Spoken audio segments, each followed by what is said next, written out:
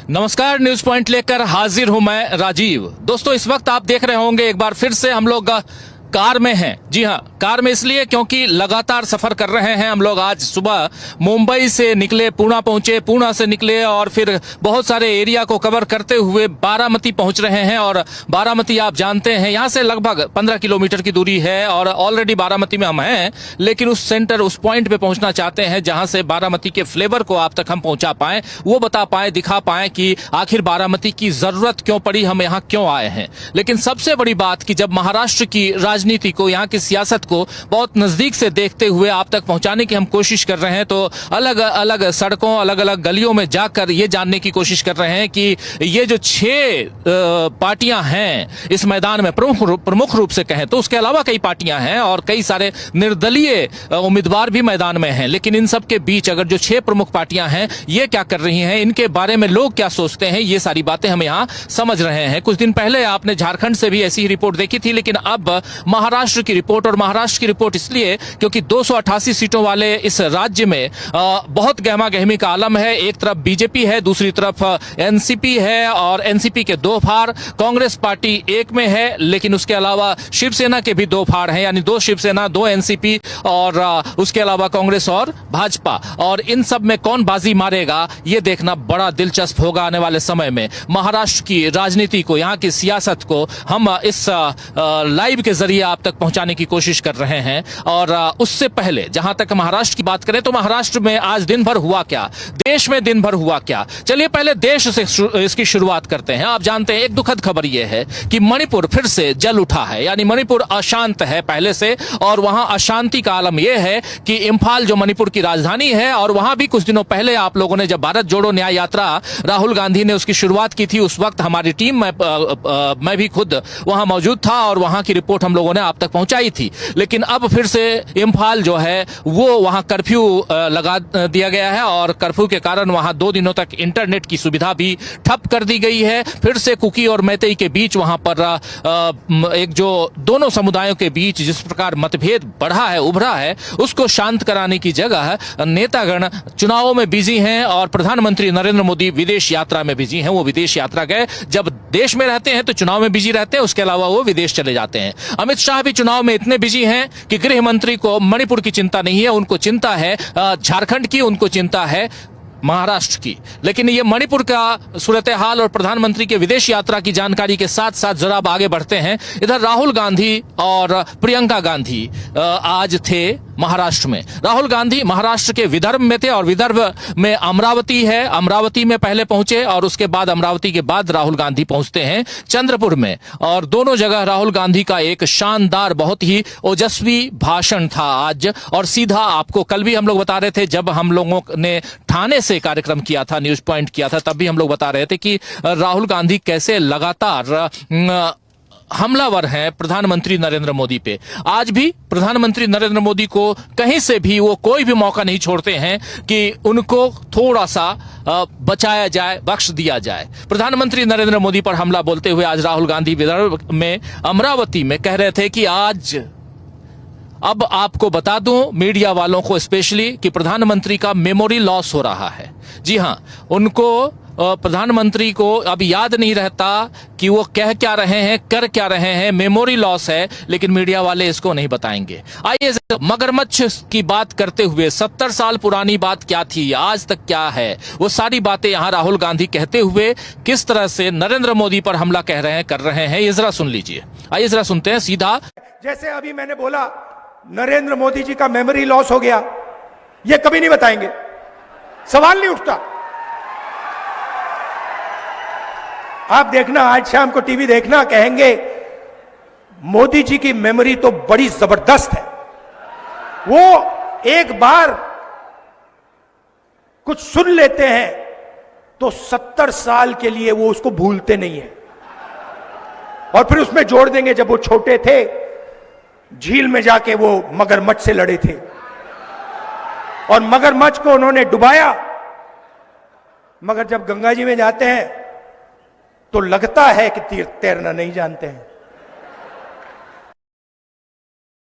आप सीधा सीधा यहाँ करते हुए, हमला बोलते हुए सीधे प्रधानमंत्री नरेंद्र मोदी पर राहुल गांधी कह रहे हैं कि राहुल गांधी प्रधानमंत्री नरेंद्र मोदी का मेमोरी लॉस है और वो एक बार जो सुन लेते हैं 70 साल तक नहीं भूलते हैं। मगरमच्छ की कहानी बचपन में जो उनकी बातें बहुत उनके भक्तों ने, अंधभक्तों ने खूब फैलाई कि प्रधानमंत्री नरेंद्र मोदी बचपन में मगरमच्छ से खेला करते थे। एक बार तालाब में नहाने गए, मगरमच्छ पकड़ के ले आए और मम्मी को अपने सौंप दिया उन्होंने। ऐसी कहानियां जो हैं वो नरेंद्र मोदी नहीं भूलते हैं, लेकिन इनके कहने का अर्थ आप समझ सकते हैं कि किस चीज को वो भूल जाते हैं, किस चीज को नहीं भूलते हैं। और यहां से मीडिया के ऊपर भी हमला बोलते हुए राहुल गांधी कि आखिर मीडिया वाले इन बातों को कैसे प्रचारित करते हैं, प्रसारित करते हैं। ये बात बहुत महत्वपूर्ण। और इसी बीच हम पहुंच चुके हैं ऑलरेडी, आपको पहले बता चुके हैं कि बारामती में है। बारामती वो जगह है दोस्तों जो अजीत पवार, शरद पवार यानी पवार फैमिली के लिए बहुत ही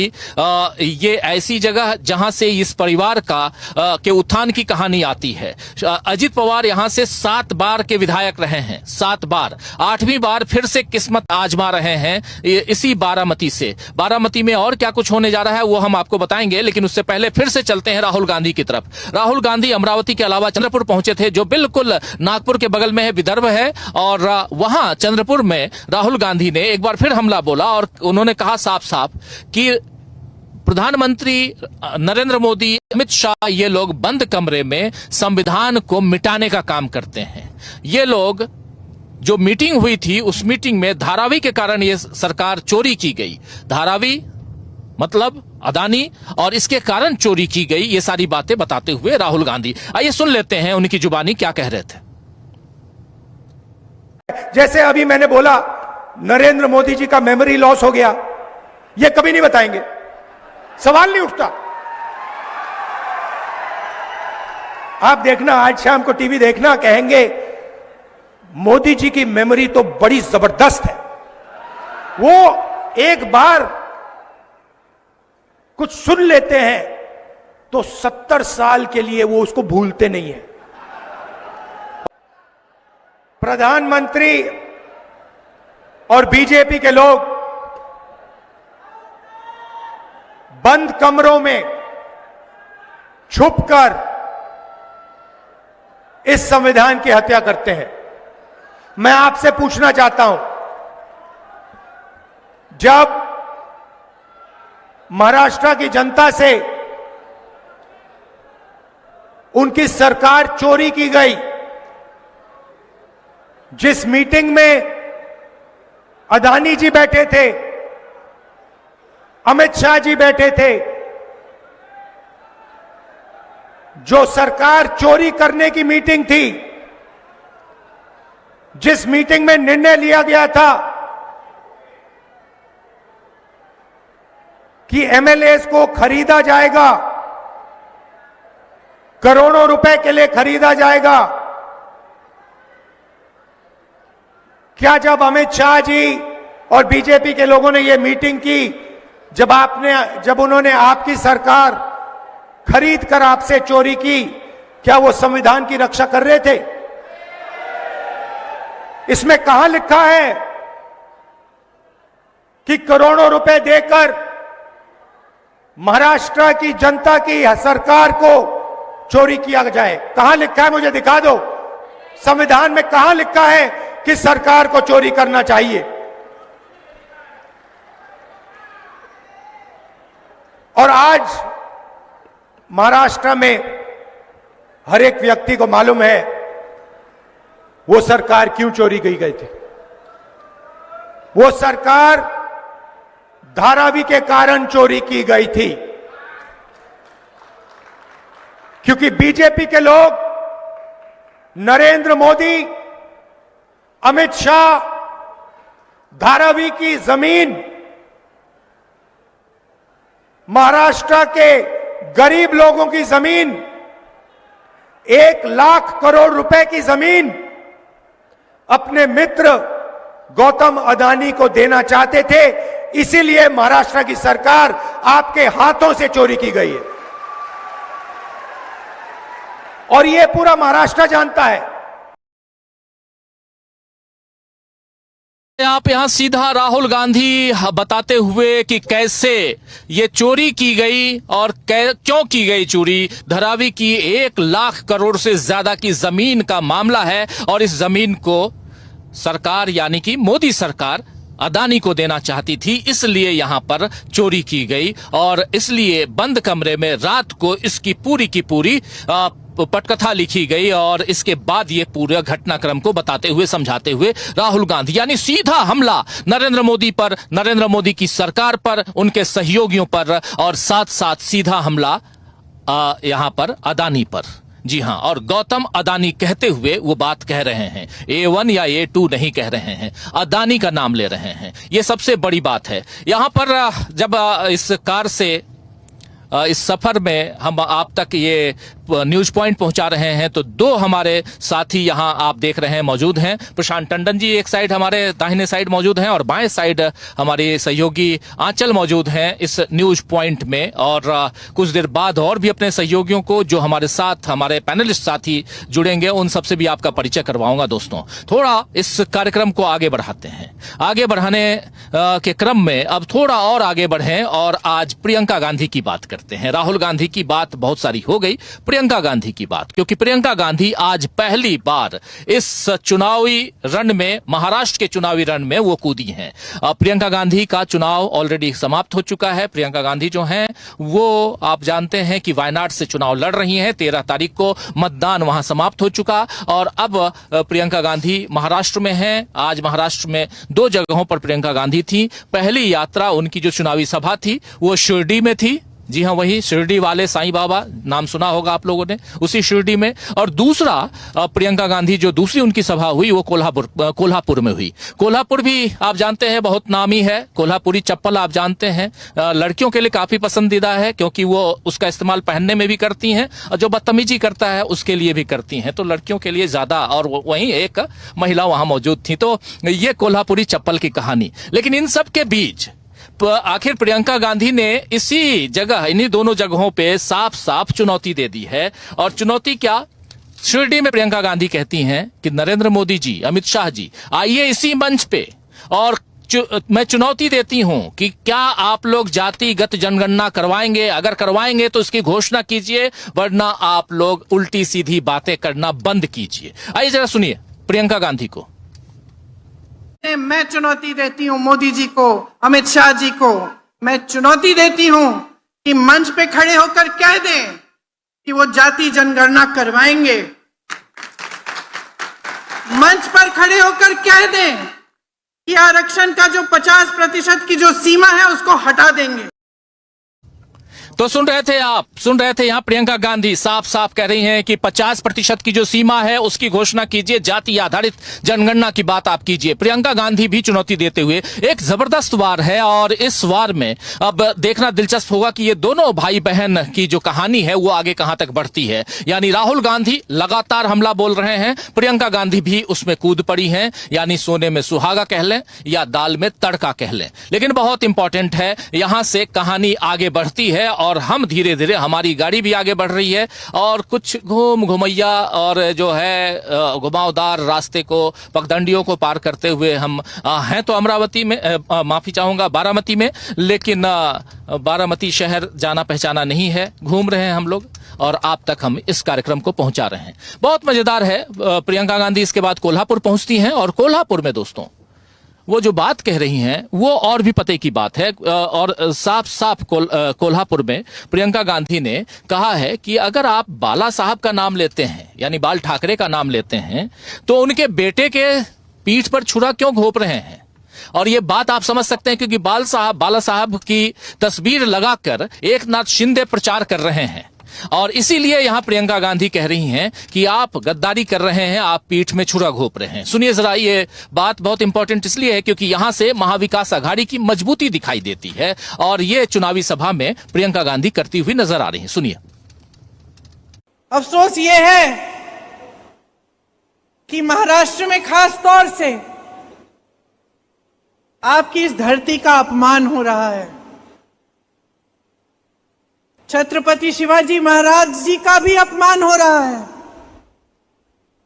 क्योंकि जो उनके असूल हैं वो रोज रोज तोड़े जा रहे हैं, खत्म किए जा रहे हैं। प्रधानमंत्री जी मंच पे आते हैं, बाला साहेब ठाकरे जी का नाम लेते हैं बाला साहेब ठाकरे जी का, और जब प्रतिमा बनने जाती है शिवाजी महाराज जी की, तो उस प्रतिमा को पूरा करने का काम ही नहीं करते। एक प्रतिमा बनी, वो दह गई, उसमें इतना भ्रष्टाचार था। दूसरी प्रतिमा को पार्लियामेंट से निकाला गया, संसद से हटा दिया गया। तीसरी प्रतिमा का शिलान्यास किया 7 साल पहले, आस्ते आस्ते काम बंद हो गया, उसको बनाया ही नहीं। बाल ठाकरे जी की बात करते हैं और उन्हीं के बेटे की पीठ में इन्होंने छुरा घोंपा। किसानों की बात करते हैं, किसानों के लिए 10 सालों में किया क्या? 2.5 साल से यहाँ पे महायुति सरकार है, 10 सालों से केंद्र में मोदी जी की सरकार है, यहाँ के किसानों के लिए किया क्या? किस मुंह से किसानों के लिए बात कर रहे हैं? तो जो कह रहे हैं ऐसा लगता है कि सिर्फ बोलने वाली बातें हैं। तो सुन रहे थे आप यहाँ पर सीधा कि आप जिनका नाम ले रहे हैं उन्हीं के ऊपर सीधे, ये भी प्रधानमंत्री नरेंद्र मोदी के ऊपर, यानी प्रियंका गांधी भी प्रधानमंत्री नरेंद्र मोदी के ऊपर सीधा हमला बोलते हुए। बहुत मजेदार है यहाँ, इसलिए मजेदार है क्योंकि यहाँ से इस चुनाव के फ्लेवर को आप समझ पाएंगे। यहाँ से ये समझ पाएंगे कि इस चुनाव में कैसे प्रियंका गांधी, राहुल गांधी और तमाम जो नेता हैं वो सीधे इस चुनाव को, जो विधानसभा का चुनाव है, इसको एक सेंटर पॉइंट में, यानी कि नरेंद्र मोदी के इर्द गिर्द लाकर फंसा दिया है। एक तरफ प्रियंका गांधी जाति आधारित जनगणना की बात कर रही हैं, प्रियंका गांधी एक तरफ यहां बाला साहब ठाकरे का नाम ले रही हैं, उधर राहुल गांधी संविधान की बात कर रहे हैं, किसानों की बात कर रहे हैं। ये सारी बातें यहां नजर आती हैं। लेकिन दूसरी तरफ थोड़ा और आगे बढ़िए और यहां से आगे बाहर निकले, अगर महाराष्ट्र से और झारखंड चले तो झारखंड में शेरो शायरी करते हुए नजर आते हैं मल्लिकार्जुन खड़गे। मल्लिकार्जुन खड़गे साहब जो हैं वो वहां बहुत इंपॉर्टेंट ढंग से एक शेर पढ़ते हुए और ट्वीट भी किया उन्होंने। उनके ट्वीट को बाद में दिखाऊंगा थोड़ी देर बाद, लेकिन ये महत्वपूर्ण है कि मल्लिकार्जुन खड़गे हों, चाहे प्रियंका गांधी हों, चाहे राहुल गांधी हों, ये सब अपने अपने ढंग से, अपने अपने अंदाज में। और इन सब के बीच एक बात और बता दूं कि हम लोग चाहे मुंबई में हो, पुणे में हो या बारामती में हो और उसके अलावा रास्ते में पड़ने वाले और जगहों पे हो, कांग्रेस पार्टी ने बहुत ही, अगर कहें तो अपने जो एक अपर क्लास के नेता होते हैं, मिडिल क्लास के नेता होते हैं और एक उससे भी नीचे कैटेगरी के नेता होते हैं, सबको उतार रखा है।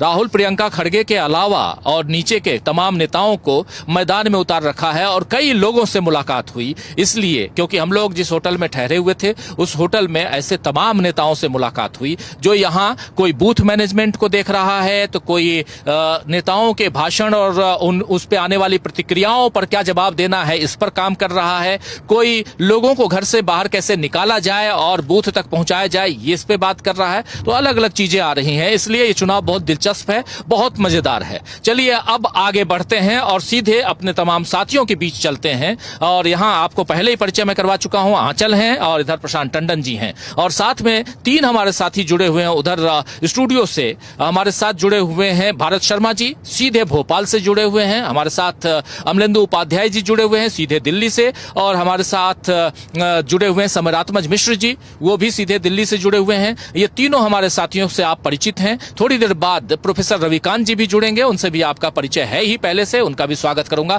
स्वागत है, इस्तकबाल आप तमाम साथियों का, और स्वागत इस्तकबाल आप तमाम दोस्त साथी शुभचिंतक जो इस कार्यक्रम को देख रहे हैं उन सबका भी।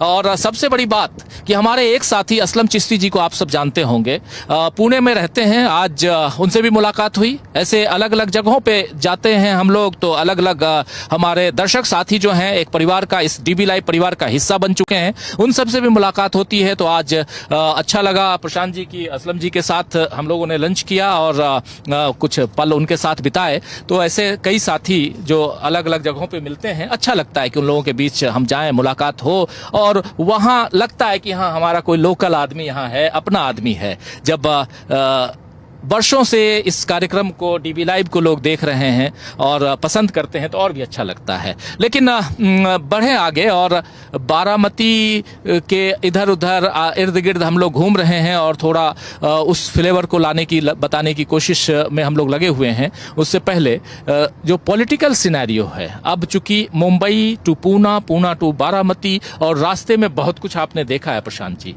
क्या कहेंगे? देखिए, जहां हम पहुंच रहे हैं वो पवार वर्सेस पवार की लड़ाई का एपी सेंटर है, वही केंद्र है और वहां पवार वर्सेस पवार हो भी रहा है। लेकिन पवार वर्सेस पवार की बिग पिक्चर ये है कि अजीत पवार के, देखिए 52 जगह चुनाव लड़ रहे हैं अजीत पवार की एनसीपी, और उसमें से 38 सीटों पे उनकी टक्कर एनसीपी शरद पवार से है। हम लोग पहले भी चर्चा कर चुके हैं कि अजीत पवार ने लगभग सभी 90% सिटिंग एमएलए को टिकट दिया था, यानी जो शरद पवार के साथ चुनाव लड़के जीते थे उन्हीं को टिकट दिया था। शरद पवार की एनसीपी के पास विकल्प नहीं था, उनके पास नए कैंडिडेट हैं। बारामती जहां जा रहे हैं वहां पे आप सबको मालूम है कि कांटे की टक्कर है, परिवार के बीच में टक्कर है। शरद पवार के भतीजे हैं अजीत पवार और अजीत पवार के भतीजे हैं युगेंद्र पवार। तो युगेंद्र पवार और भतीजे के भतीजे और भतीजा आमने सामने की लड़ाई है। और इसके पहले बारामती लोकसभा में नंद भौजाई भी लड़ चुकी हैं और उसमें अजीत पवार की पत्नी सुचित्रा पवार चुनाव हार गई थी और सुप्रिया सुले जीती थी। बारामती असेंबली सेगमेंट में लंबा फासला था, लोकसभा चुनाव में करीब 48,000 का फासला था एनसीपी पवार के पक्ष में। अब देखते हैं कि ये चुनाव कैसा होता है। बारामती विधानसभा से अजीत पवार कभी हारे नहीं हैं और युगेंद्र पवार नए कैंडिडेट हैं, पवार परिवार के हैं। तो पवार के बीच में यहाँ पे नाक की लड़ाई इस मराठवाड़ा रीजन में है, जिसका केंद्र बारामती है।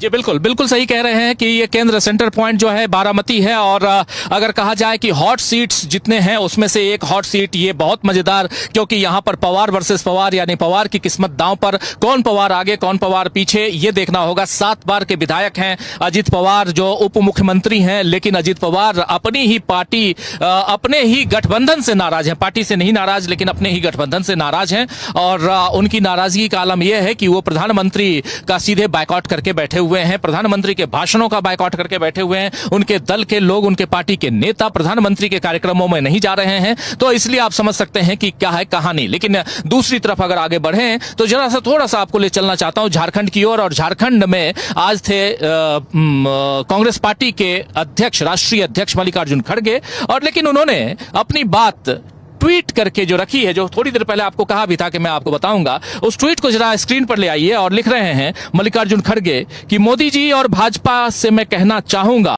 जी हां, मोदी जी और भाजपा से कहना चाहूंगा कि हिंदू या मुस्लिम के एहसासात को मत छेड़िए। जी हां, हिंदू या मुस्लिम के एहसासात को मत छेड़िए, अपनी कुर्सी के लिए जज्बात को मत छेड़िए। जी हां, अपनी कुर्सी के लिए जज्बात को मत छेड़िए। और यह बात बहुत महत्वपूर्ण है, इसलिए है कि कुर्सी के लिए बहुत कुछ होता है, लेकिन यहां पर कह रहे हैं कि कुर्सी के लिए जज्बात को मत छेड़िए। और ये कह के यहां कहीं ना कहीं सीधा, तो जो अभी थोड़ी देर पहले मैं बोल रहा था कि ये जो चुनाव है, ये चुनाव बहुत ही एक, इसके एपी सेंटर में नरेंद्र मोदी आ गए हैं। और नरेंद्र मोदी अगर देखें, एक बार फिर से जल्दी से आना चाहता हूं प्रशांत जी आपके पास, फिर चलेंगे उधर। हमारे 3 साथी मौजूद हैं और थोड़ी देर में चौथे साथी आएंगे स्टूडियो में। भारत शर्मा जी के पास फिर चलूंगा। लेकिन प्रशांत जी देखिए, जैसे ही संविधान का मसला आता है प्रधानमंत्री एक्टिव होते हैं। इस चुनाव को देखिए, थोड़ा सा समझने की जरूरत है।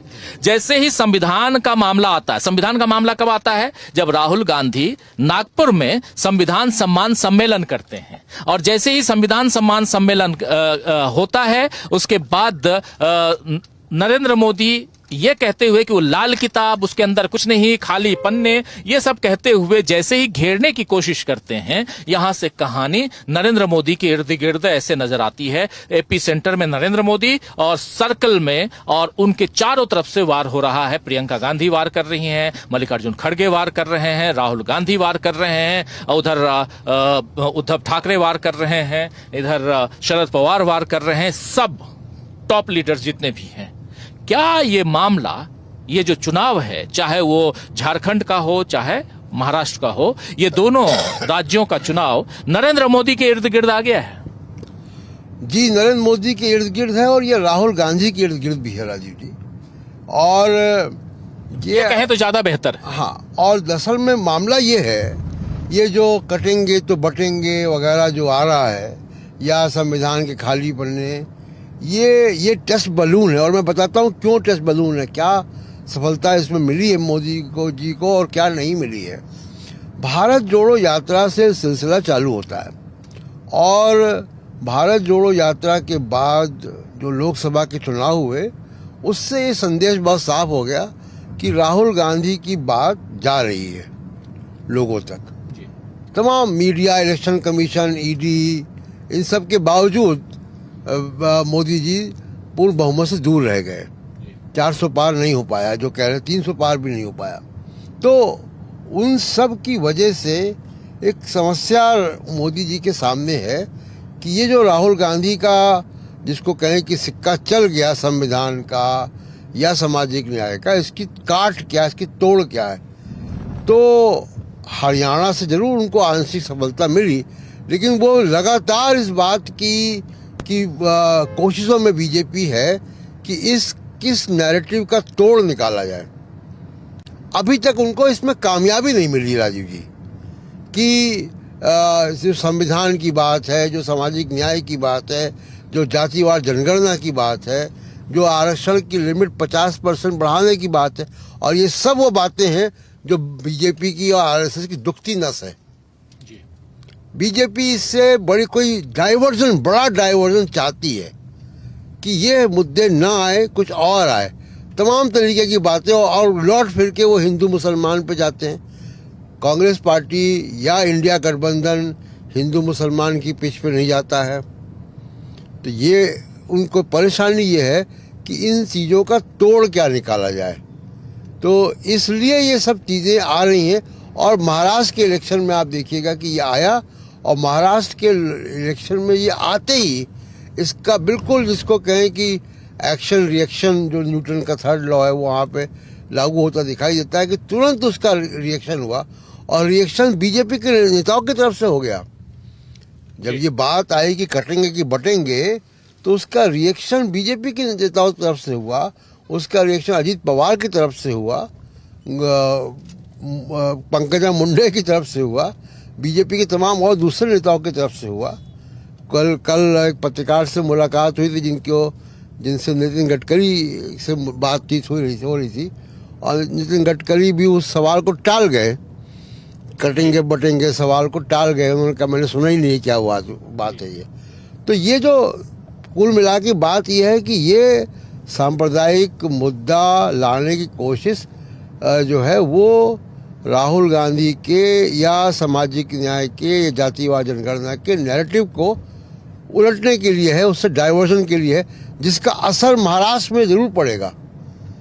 कहीं और पीछे ना पड़ा हो, लेकिन महाराष्ट्र क्योंकि सामाजिक न्याय की भूमि है, सामाजिक आंदोलनों की ज़मीन है, यहाँ पे संविधान और आरक्षण, और क्योंकि आंदोलन भी चल रहा है, मराठा आंदोलन चल रहा है, तो उसका असर यहाँ पे पड़ेगा जरूर। जी बिल्कुल बिल्कुल, आप सही कह रहे हैं, इसका असर पड़ेगा। और संविधान, मराठा आरक्षण और ऐसे तमाम मसले जिसमें किसान भी हैं, और सोयाबीन, गन्ना, कपास, इन सब के जो एमएसपी, इसके लागत मूल्य और बिक्री मूल्य दोनों में जो फर्क है, इन सब पर राहुल गांधी लगातार हमला करते हुए नजर आते हैं। विदर्भ का मामला इसलिए भी मजबूती के साथ दिखाई देता है जो कांग्रेस पार्टी के साथ है, ये सब कुछ दिखाई देता है। लेकिन इन सब के बीच भारत शर्मा जी आपके पास आना चाहता हूं। एक बहुत ही मजेदार क्या है, और इसके लिए आपसे जानकारी लेना, इस पर चर्चा आपसे करना बहुत जरूरी है। मजेदार इसलिए है क्योंकि आप याद कीजिए कि मामा जी जिनको कहते थे, यानी शिवराज सिंह चौहान, रविकांत जी भी हमारे साथ आ चुके हैं। प्रोफेसर साहब, आपका स्वागत है इस कार्यक्रम में।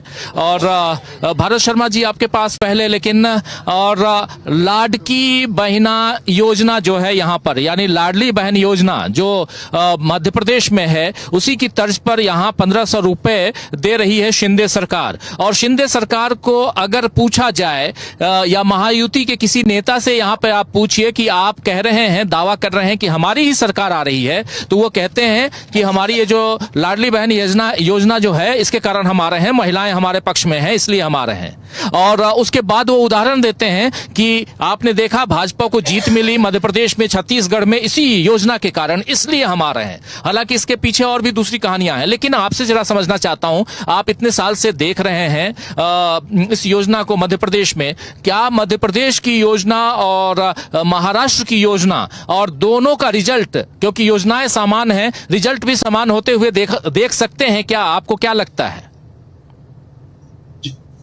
जी, केवल असल में लाडली बहना योजना वाला अकेला मामला नहीं है, क्योंकि अगर मध्य प्रदेश में लाडली बहना योजना का सिक्का चलता था तो फिर छत्तीसगढ़ में क्यों नहीं चला? वहां भूपेश बघेल पैसे दे रहे थे, या राजस्थान में 500 रुपए सिलेंडर गहलोत साहब दे रहे थे और वहां पर भी महिलाओं के खाते में पैसा जमा हो रहा था। तो ये सब था। और कांग्रेस ने तो क्लेम किया था मध्य प्रदेश में भी 3000 रुपए देने का, और वो छत्तीसगढ़ में भी कर रहे हैं। ये अकेला असल में ये एक हिस्सा है जिसकी वो लोग अब बात कर रहे हैं, लेकिन उससे जुड़ी बहुत सारी चीजें हैं जो मुझे लगता है कि महाराष्ट्र चुनाव में, जो मेरी जो जानकारी है, क्योंकि अभी दीपावली से पहले इन्होंने 5000 रुपए महिलाओं के खाते में डाला है, और वो लगभग 3 महीने का इकट्ठा पैसा इन्होंने उनके खाते में डाल दिया था। तो आप ये देखिए कि इन्होंने आगे तक के पैसे भी डाले हैं। दूसरा, इतना बड़ी संख्या में महिलाओं को बर्तन भाड़े ये सब कुछ, वहां पर आप ये समझिए एक तरीके से सरकार ने खजाना खोल दिया है। किसानों को लेकर इन्होंने इतना ज्यादा पैसा बांट रहे हैं। अभी जो बाढ़ राहत हुई है उसमें इन्होंने जिन किसानों का नुकसान नहीं हुआ है उनको भी पैसे बांटे हैं। तो कुल मिला के जो है वो इस इलेक्शन को ये पैसे से प्रभावित करने की कोशिश कर रहे हैं, लेकिन मुझे लगता नहीं है कि इसका कोई बहुत ज्यादा असर होगा, क्योंकि अगर ये पैसे की बात अगर आप करें तो इसी के आप उलट देखिए तो कपास का किसान परेशान है, उसको कपास का भाव नहीं मिल रहा। पूरा जो विदर्भ के एरिया में जहाँ की आप अभी बात कर रहे थे, उस पूरे विदर्भ में संतरे खराब हो गए अति वर्षा की वजह से। उसका कोई वो उनको भाव नहीं मिल पा रहा है किसानों को। डीएपी का अभी पूरे देश के अंदर किल्लत रहा। ये अलग बात है कि इन्होंने जहां पर चुनावी राज्य थे या जिन जगह पर बाई इलेक्शन हो रहा था वहां पर इन्होंने खाद की पर्याप्त आपूर्ति कराई है, लेकिन उसके बाद भी लोग नाराज हैं। तो मुझे नहीं लगता कि केवल एक लाडली बहना योजना को लेकर आप ये सोचें कि बाकी सारा जो कुछ है वो सब डाइल्यूट हो जाएगा और केवल महिलाओं के वोट से आप चुनाव जीत जाएंगे। मुझे ऐसा नहीं लगता है। मध्य प्रदेश में क्योंकि बहुत सारे दूसरे कारण थे, उसमें कांग्रेस की अपनी जो पॉलिटिक्स थी, या वहां जो गठबंधन यहाँ मध्य प्रदेश में किसी तरीके का कांग्रेस ने नहीं किया था, कांग्रेस ओवर कॉन्फिडेंस में थी, उसकी वजह भी एक हार की कांग्रेस की थी। लेकिन ये चीज महाराष्ट्र में नहीं है। वहां पर एक बड़ा गठबंधन है, इनका मजबूत गठबंधन है, और वो गठबंधन ऐसा है जो धरातल पर काम कर रहा है और उसने लोकसभा चुनाव में परिणाम दिया है।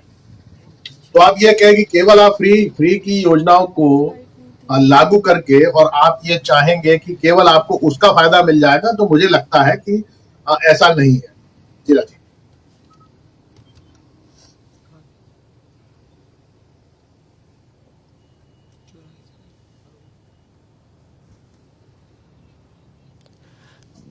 तो ये भारत जी को अभी आप सुन रहे थे, और हम बिल्कुल आउटर स्कर्ट पे नहीं, ऑलरेडी हम बारामती के बाजार में हैं और वहां का दृश्य भी आपको दिखाते हैं। लेकिन यहाँ जो महत्वपूर्ण बात भारत शर्मा जी कह रहे थे, जरा उसी बात को आगे बढ़ाते हैं। प्रोफेसर साहब, प्रोफेसर रविकांत जी, जरा आपसे समझना चाहता हूं, जो बात यहाँ भारत जी कह रहे हैं बहुत इंपॉर्टेंट है कि सिर्फ एक योजना के दम पे अगर आप चाहें कि आपको यहाँ सत्ता हासिल हो जाए तो क्या लगता है ऐसा कि ऐसा होता है? और जो उदाहरण दे रहे थे, चाहे छत्तीसगढ़ का उदाहरण हो, चाहे राजस्थान का उदाहरण हो, ये बहुत ही सटीक एग्जाम्पल है। और ये सारी सरकारें कहीं ना कहीं कुछ ना कुछ, राजस्थान सरकार तो और भी बहुत कुछ दे रही थी, 25 लाख रुपए जो चिरंजीवी योजना राजस्थान सरकार की थी, उसके बाद भी सरकार नहीं बचा पाए अशोक गहलोत। तो इसलिए भी यहां पर समझना जरूरी है कि जब महायुति के लोग कहते हैं कि चूंकि हमारे पास ये योजना है इसलिए हम यहां पर सरकार पर काबिज कर हो पाएंगे, कहां तक संभव लगता है आपको? कहां तक ये सही होगा? यहां पर ये दलील सही है कहां तक?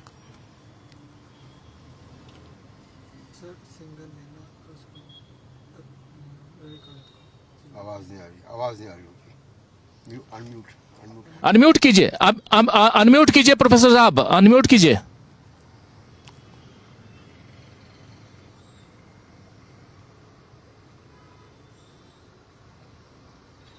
नहीं आ पा रही है। आप प्लीज आप रिकनेक्ट कीजिए, अभी जल्दी से चलना चाहता हूं, आना चाहता हूं। अब आ रही है, जी जी जी आ रही है, आपकी आवाज आ रही है। जी जी मैं ये कह रहा था कि इसमें कोई दो राय नहीं है कि जो पेंशन ये मिल रही है उसके जरिए एक महिला कॉन्स्टिट्यूंसी बनी है, लेकिन वो इतनी प्रभावशाली नहीं है कि चुनाव जिताऊ साबित हो जाए। तो इसके पीछे जो असली कारण होता है, भारतीय जनता पार्टी खुल करके धर्म के नाम पर राजनीति करती है, खुल करके सांप्रदायिक राजनीति करती है। और सांप्रदायिक राजनीति करते हुए उसे न तो चुनाव आचार संहिता की कोई सुध-बुध रहती है, क्योंकि चुनाव आयोग उसके लिए तो है नहीं, उस पर तो कोई प्रतिबंध लगाता नहीं है। अभी जो खबर आ रही है कि राहुल गांधी और अमित शाह को नोटिस थमा दी गई है चुनाव आयोग के द्वारा, लेकिन नरेंद्र मोदी को कभी आपने सुना है कि नोटिस थमाई गई हो? या राहुल गांधी और मल्लिकार्जुन खड़गे के आज हेलीकॉप्टर की तलाशी ली गई, कभी नरेंद्र मोदी के हेलीकॉप्टर की तलाशी ली गई क्या? उनके सामने तो एक आईएएस अधिकारी केवल चश्मा लगा करके खड़ा हो जाता है और वो फिर कहां जाता है, कहां ट्रांसफर उसका होता है, ये इस देश ने देखा। तो तमाम संवैधानिक संस्थाओं को जिस तरीके से हाईजैक किया है नरेंद्र मोदी ने, दूसरा धर्म के नाम पर राजनीति करने वाली भारतीय जनता पार्टी असल में जाति की सबसे जटिल राजनीति करती है। मैं बराबर इस बात को कहता हूं कि सबसे ज्यादा जातिवादी राजनीति अगर कोई पार्टी करती है तो वो भारतीय जनता पार्टी है, नरेंद्र मोदी है। वो नरेंद्र मोदी जो अपने मुख्यमंत्री काल के पहले अपर कास्ट में आते थे, लेकिन बाद में वो ओबीसी हो गए, उनकी जाति ओबीसी में आ गई और 2014 के इलेक्शन में उन्होंने ओबीसी का मुखौटा लगा करके चुनाव प्रचार किया और बार बार ये कहा कि मैं ओबीसी समाज से आता हूं। आजकल ओबीसी की बात नहीं कर रहे, जब से राहुल गांधी ने ओबीसी की भागीदारी की बात की है, यह सवाल उठाया कि साहब सचिवालय में कितने ओबीसी हैं, जुडिशरी में कितने ओबीसी हैं, ओबीसी के आरक्षण का कितना पालन हो रहा है, बजट बनाने में कितने ओबीसी हैं। जहां हलवा बन रहा है, जहां हलवा खाया जा रहा है, जहां मलाई खाई जा रही है, वहां कितने ओबीसी हैं। आजकल मोदी जी ओबीसी की बात नहीं करते, लेकिन जो जाति की राजनीति है कि उसमें भी आपने देखा कि हरियाणा में एंटी जाट पॉलिटिक्स की, उत्तर प्रदेश में आते हैं तो वो प्रो जाट पॉलिटिक्स करते हैं, उत्तर प्रदेश और बिहार में एंटी यादव पॉलिटिक्स करते हैं, तो मध्य प्रदेश में प्रो यादव पॉलिटिक्स करते हैं। ये जो खेल है असली बीजेपी का, अब महाराष्ट्र में भी वही है कि उनको ओबीसी और दलित वोट किसी तरीके से भ्रमित हो जाए। प्रकाश अंबेडकर वहां चुनाव अलग से लड़ रहे हैं, वही प्रकाश अंबेडकर जो लोकसभा चुनाव में किसी भी सीट पर दूसरे नंबर पर नहीं रहे थे, इसी संविधान के एजेंडे की वजह से राहुल गांधी फिर उसी मुद्दे पर बार बार अपनी बात रख रहे हैं। और मुझे लगता है कि प्रकाश अंबेडकर की पार्टी इस चुनाव में भी विदर्भ के इलाके में जहां की उनका गढ़ है, वहां पे भी बहुत कुछ खास करने वाली नहीं है। ये वोटर भी कहीं एमबीए की तरफ जाता हुआ दिख रहा है। तो कोशिश ये है कि ओबीसी में किसी तरीके से सेंधमारी ना हो, जबकि शरद पवार से लेकर के और दूसरे जो मराठा छत्रप हैं, ओबीसी समाज के हैं, वो लगातार उस समाज के बीच में काम करे। अब पंकजा मुंडे का जो बयान आया था, अगर उस बयान को आप देखें, बीजेपी की नेत्री है वो कह रही है कि बटेंगे तो कटेंगे, ये नारा यहां इसकी जरूरत नहीं है। वो बंजारा समाज से आती है। महाराष्ट्र में बंजारा समाज बेहद मजबूत है, जो उत्तर प्रदेश में बहुत कम है या और दूसरी जगहों पर उसकी संख्या कम है, लेकिन महाराष्ट्र में बहुत मजबूत है। तो इन जातियों की जो एक तरह से जुगलबंदी है, जो कॉम्बिनेशन बनाया जाता है, प्लस पैसा। हम सब जानते हैं कि भारतीय जनता पार्टी जितना चुनाव प्रचार में पैसा झोंकती है, उसके बाद अभी आरोप लग रहा है विपक्ष के द्वारा कि साहब अभी सिर्फ किसानों को नहीं जा रहा, ये तो सरकारी पैसा है, ये मोदी जी के घर का पैसा नहीं है, ना अडानी साहब इसको दे रहे हैं, ये तमाम टैक्स पेयर्स का पैसा है, हम लोगों का पैसा है। माचिस भी खरीदते हैं तो जीएसटी देते हैं, होटल में खाना खाते हैं तो जीएसटी देते हैं। वो पैसा किसानों को मिल रहा है, जिनको वो खैरात कहकर के प्रचारित कर रहे हैं। लेकिन इस चुनाव में और पहले के चुनावों में भी जिस तरह से लोगों के वोट को खरीदने की, और राजीव जी एक अंतिम बात मैं कहूंगा, कांशीराम जी को मैंने पढ़ा, कांशीराम जी के सामने भी ये परिस्थितियां थी कि वोट बिक जा रहा है, तो उन्होंने कहा था अपने लोगों के बीच में जाकर के, गरीबों वंचितों के बीच में, कि वोट बेचना वैसे ही है जैसे अपने बहू बेटी की इज्जत को बेचना। इस देश के लोगों को यह ख्याल रखना होगा कि ये वोट का अधिकार हजारों साल की गुलामी के बाद मिला है। इसमें आपकी अपनी भागीदारी है, आप सरकार के मालिक होते हैं। अगर आप वोट बेचना शुरू कर देंगे तो आपका कोई स्टेक नहीं रहेगा, कोई भी नेता आकर के आपको खरीद लेगा और फिर 5 साल तक आपको याद नहीं करेगा। ये बातें भी जानी चाहिए। और डीबी लाइव के माध्यम से मुझे लगता है कि हम लोग जो डेमोक्रेसी को असल में वाइब्रेंट बनाने का जो काम कर रहे हैं, वो इस देश की असली तस्वीर को दिखाता है। वरना मोदी जी को तो खैर, राहुल गांधी ने आज मगरमच्छ की कहानी सुनाई दी है। मोदी जी तो माहिर हैं झूठ बोलने में भी और लूट करके अपने दोस्त की झोली भरने में। बिल्कुल बिल्कुल आप सही कह रहे हैं आप। और वाइब्रेंट डेमोक्रेसी की जो बात कर रहे हैं प्रोफेसर रविकांत जी, ये बहुत महत्वपूर्ण है, बहुत इंपॉर्टेंट बात इन्होंने छेड़ी है। 2 लोगों की आपने अभी बातें सुनी।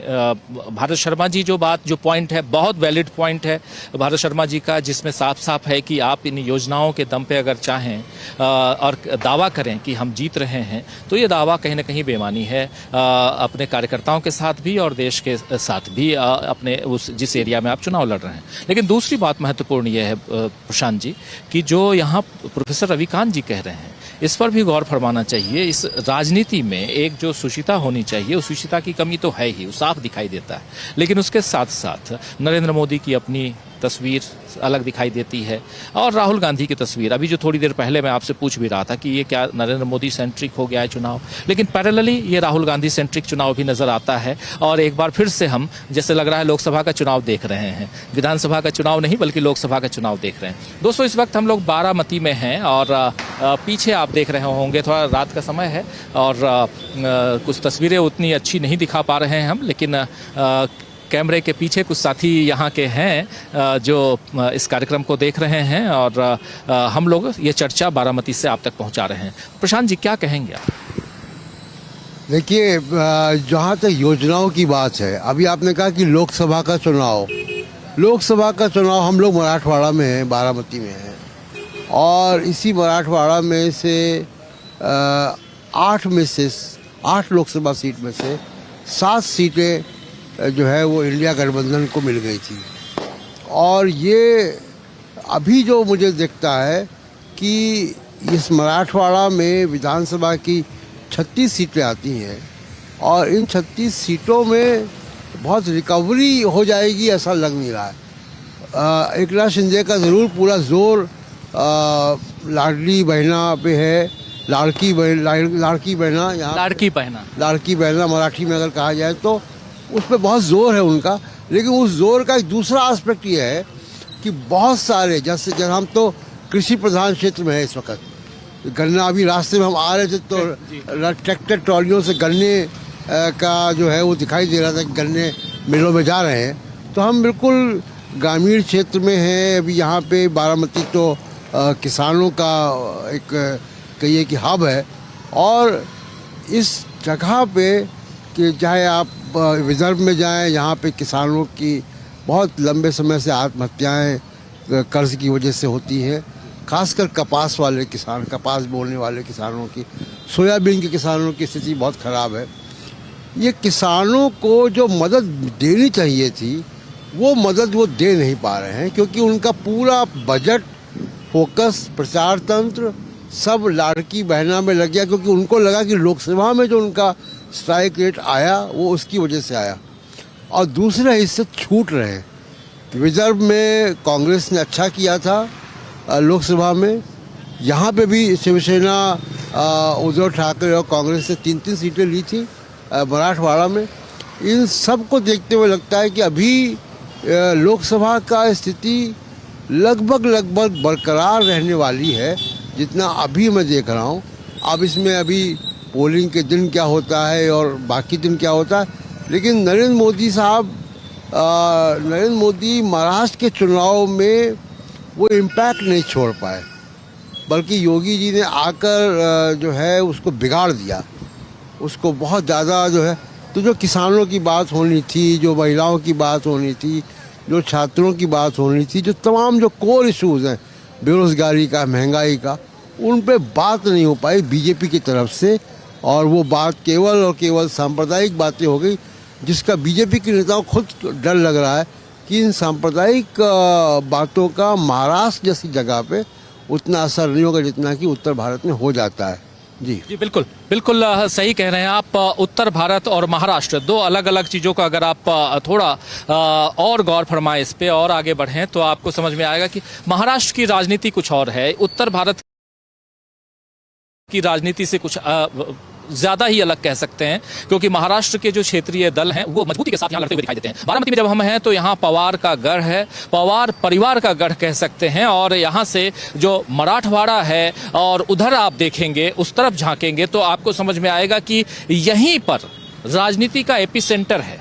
और अगर महाराष्ट्र मतलब मराठाओं की राजनीति का एपिसेंटर, और उसी एपिसेंटर में इस वक्त हम लोग मौजूद हैं, और यहाँ से हम उस बात को समझने की कोशिश कर रहे हैं कि आखिर ये चुनाव किस दिशा में जा रहा है। उसमें अलग अलग मुद्दे हैं। एक मुद्दा जिस पर महायुति यानी बीजेपी, शिवसेना शिंदे गुट और उसके अलावा एनसीपी जो अजित पवार गुट है, इन तीनों का दावा है कि लाडकी बहना योजना जो है यानी लाडली बहना योजना जो है वो हमारे लिए तुरूप का इक्का है, ट्रम्प कार्ड की तरह है। और उसी में जैसे प्रशांत जी बता रहे हैं कि उसी में इन्होंने बहुत ज्यादा पैसे खर्च कर दिए जो किसानों के ऊपर भी खर्च होना चाहिए था, और किसानों में हाहाकार है, किसान नाराज हैं। लेकिन एक तरफ आप एक वर्ग को खुश करने की कोशिश करते हैं, लेकिन कल जब धारावी में हम लोग थे तो वहां महिलाएं और उसके अलावा भी कई जगह जो मुंबई की जो महिलाओं से हम लोग बात कर रहे थे, जबकि मुंबई कई बार जो है वो बीजेपी के साथ जाता हुआ नजर आया है, मगर इस बार मुंबई की कुछ महिलाएं कह रही हैं कि वो जो पैसे मिल रहे हैं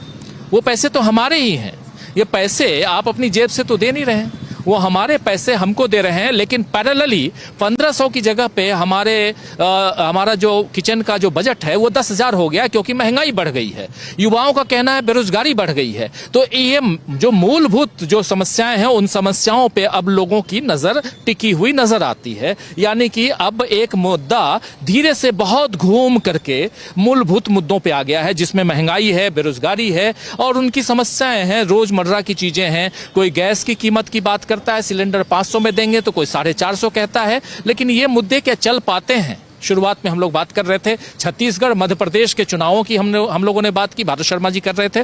जरा समीर जी आपके पास आना चाहता हूं, कैसे आप देखते हैं, और जब चुनाव मूल मुद्दों पे आ जाता है, बेसिक नीड्स पे जब चुनाव आ जाते हैं तो चुनाव किस दिशा में जाता हुआ दिखाई देता है? फिर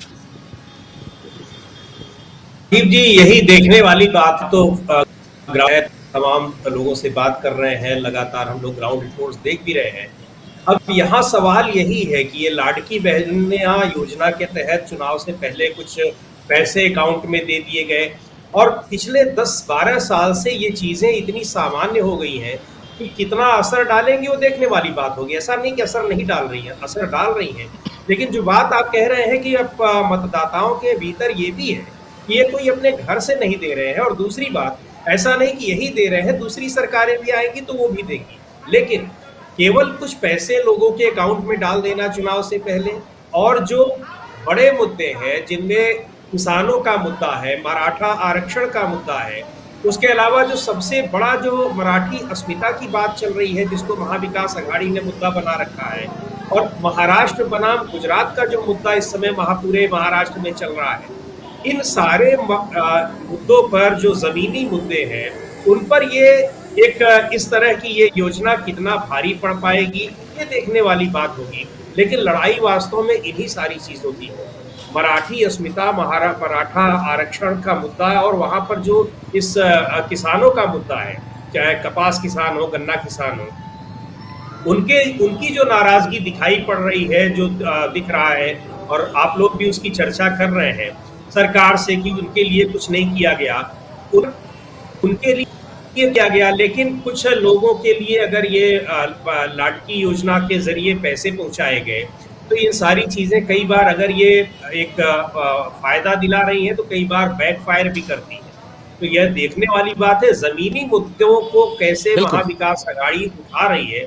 और उन समीर जी थोड़ा सा रोकना चाहूंगा, समीर जी थोड़ा रोकना चाहूंगा आपको। और स्क्रीन पे आप देख रहे होंगे राहुल गांधी नागपुर में हैं और राहुल गांधी पोहा बनाते हुए नजर आ रहे हैं। स्क्रीन पे आप देख रहे होंगे तस्वीरें जिसमें राहुल गांधी अभी जनसंपर्क के लिए पहुंचे आज नागपुर में शाम को, इस वक्त जब हम ये कार्यक्रम कर रहे हैं। और ये तस्वीरें अभी की तस्वीरें हैं जहां वो पोहा खाते हुए, पोहा बनाते हुए नजर आ रहे हैं। महाराष्ट्र की राजनीति आलू बोंडा और पोहा और उसके अलावा बहुत सारे मराठी फूड हैं, भोजन हैं, और उन सब के इर्द गिर्द भी नजर आती है। यानी कि जो सामाजिक संरचना है जिसमें मराठवाड़ा अलग है, विदर्भ अलग है, और उसमें मुंबई अपने आप में एक अलग कल्चर है, और इन सब को आप मिलाएंगे, फिर आप अगर कोंकण एरिया में जाएंगे तो वहाँ का कल्चर कुछ अलग दिखाई देता है। आप अगर नासिक और उसके आगे जाएंगे तो वहाँ का कल्चर, औरंगाबाद, ये सब का कल्चर कुछ और दिखता है। लेकिन सबसे बड़ी चीज है कि फूड, यहाँ के खाना जो है, यहाँ का भोजन, वो सब जगह लगभग बराबर आपको दिखाई देगा। जिसमें पोहा यहाँ के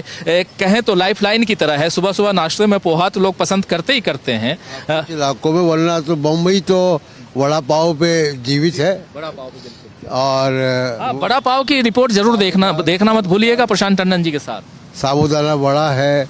और हम अभी पुणे से आए तो पुणे में बाकरवाड़ी वहाँ की बड़ी मशहूर है। तो ये सब तो है। महाराष्ट्र में खाने पीने का बड़ी विविधता है, और पूरन पोली वहाँ की बहुत मशहूर है। मैं दिल्ली में भी काफ़ी खाता हूँ उसको। लेकिन जो बात समीरात्मक जी कह रहे हैं, जो बात की, देखिए बहुत ज़्यादा फोकस एक जो मतदाता का रुझान है वो तो जा रहा है कि वो विवश कर रहा है राजनीतिक पार्टियों को कि आप कॉरपोरेट पे पैसा ना खर्च करके वेलफेयरिज्म पे पैसा खर्च करो। ये तो रुझान इतना तो मतदाता ने पॉलिटिकल पार्टियों को मजबूर कर दिया है कि वो कल्याणकारी योजनाओं पे, जन कल्याणकारी योजनाओं पे वादे करें, उनकी सरकारें आए तो उनको करें भी। गारंटियों की बात होती है, चाहे वो मुफ्त बस की बात हो, चाहे वो हेल्थ सर्विसेज की बात हो। धीमे धीमे अभी क्या हो रहा है कि पॉलिटिकल पार्टीज ने इसको डायरेक्ट कैश ट्रांसफ़र, इमीडिएट जो मतलब जिसको कैश क्रॉप, कि तुरंत बाजार में पैसा फेंको और तुरंत जो है उसका प्रोडक्ट ले लो, तो वो मतदान के लिए, मतदाता की सपोर्ट के लिए ये ज़रूर किया है। लेकिन धीमे धीमे मुझे लगता है कि ये मूल मुद्दों की तरफ इस राजनीति को ले जाएगा, जहाँ पे रोज़गार की बात होगी, जहाँ पे स्वास्थ्य सेवाओं की बात होगी, शिक्षा की बात होगी। और इस वक्त मैं सड़कों में देख रहा हूँ कि कई सारे जो प्रचार वाहन हैं वो घूम रहे हैं। कुछ निर्दलीय भी हैं, और निर्दलीय एक बड़ा रोल यहाँ पे प्ले करने वाले हैं। और दूसरी बात तो धीमे धीमे जो जनता है वो फोर्स कर रही राजनीतिक पार्टियों को। और इससे क्या होगा, ये जो हिंदू मुसलमान वाली जो पॉलिटिक्स है, इसको लोग अब समझ रहे हैं धीमे धीमे। उत्तर प्रदेश तक के लोगों ने समझ लिया। आप समझिए कि ये हिंदू मुसलमान की जो पॉलिटिक्स है, जो नफरत की पॉलिटिक्स है, ये जनता के रिसोर्सेज को लेकर और अडानी अंबानी इनको देने का एक तरीका है कि आप दिखाओ कुछ और करो कुछ। तो ये धीमे धीमे जनता इस बात को समझ रही है। आप देखिएगा 23 तारीख को जब हम लोग मतदान आएगा, परिणाम आएंगे, उसकी चर्चा करेंगे, तब इसको हम लोग ध्यान से देख पाएंगे कि महाराष्ट्र की जनता ने क्या समझा और वोट किस पे दिया। बिल्कुल बिल्कुल आप सही कह रहे हैं, लेकिन इस बीच तस्वीरें लगातार आप देख रहे हैं राहुल गांधी पोहा खाते हुए, पोहा बनाते हुए, और ये राजनीति खान पान पे भी जाती हुई नजर आती है। अलग अलग जगहों की अलग अलग तस्वीरें लगातार आप तक हम पहुंचा रहे हैं और चर्चा कर रहे हैं इसी महाराष्ट्र ग्राउंड जीरो से। और एपी सेंटर है मराठवाड़ा, और उसमें भी ये जो बारामती है, और यहाँ पवार का केंद्र है, शरद पवार, अजित पवार यहाँ से 7 बार के विधायक हैं और 8वीं बार किस्मत आजमा रहे हैं अपने ही भतीजे के सामने। और ये अगर देखा जाए तो बहुत दिलचस्प मुकाबला होने वाला है, और कई हॉट सीट्स में से एक सीट ये भी है जहां पे हम लोग मौजूद हैं इस वक्त।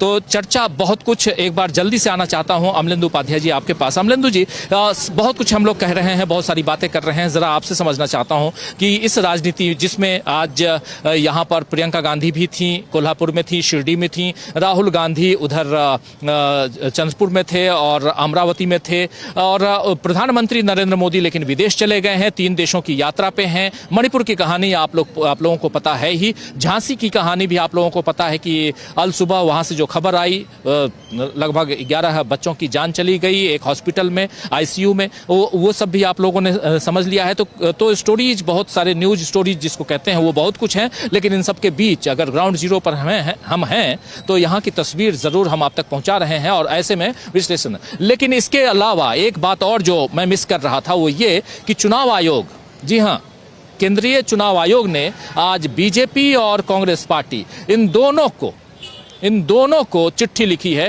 कांग्रेस पार्टी के अध्यक्ष मल्लिकार्जुन खड़गे को और बीजेपी के अध्यक्ष जेपी नड्डा को, इन दोनों को चिट्ठी लिखकर उस बात को की भी याद दिलाई है जब इन्होंने दोनों के लिए चिट्ठी लिखी थी, यानी लोकसभा के चुनाव में दोनों दलों ने शिकायत की थी, और शिकायत अलग अलग ढंग से गई थी। शिकायत प्रधानमंत्री नरेंद्र मोदी के भाषणों में जो भाषा है उस पर गई थी, और वैसी ही शिकायत राहुल गांधी के भाषणों में राहुल गांधी की भाषा, इसकी शिकायत थी। लेकिन इन दोनों के पास न जाकर नोटिस इन दोनों की पार्टियों के अध्यक्ष के पास आज फिर से भेजा गया है। अब जवाब 18 तारीख तक मांगा गया है, और 18 तारीख यानी सोमवार है, और सोमवार तक जवाब देना है। 18 तारीख चुनाव प्रचार की आखिरी तारीख है, और उसके बाद 19 और 20 को मतदान है पूरे प्रदेश में। इधर महाराष्ट्र में 288 सीटें, 288 की 288 सीटों पर, और उधर झारखंड में 81 सीटें हैं, 81 में से 38 सीट्स पे झारखंड में चुनाव होने हैं, और इन सब के लिए पोलिंग एक ही दिन, वो है 20 तारीख।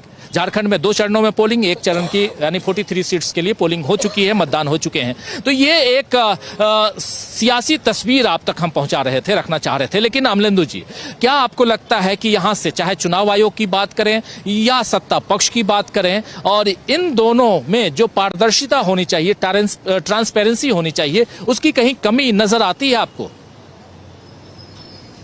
बिल्कुल राजीव जी, साफ तौर पर ट्रांसपेरेंसी की कमी नजर आती है चुनाव आयोग में भी, और सत्तारूढ़ दल में भी, सत्तारूढ़ गठबंधन में, तीनों ट्रांसपेरेंसी की कमी है।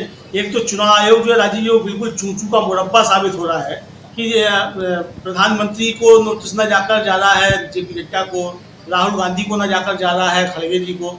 अरे भाई, नोटिस देना सीधे सीधे राहुल गांधी और नरेंद्र मोदी को, दोनों को नोटिस दो।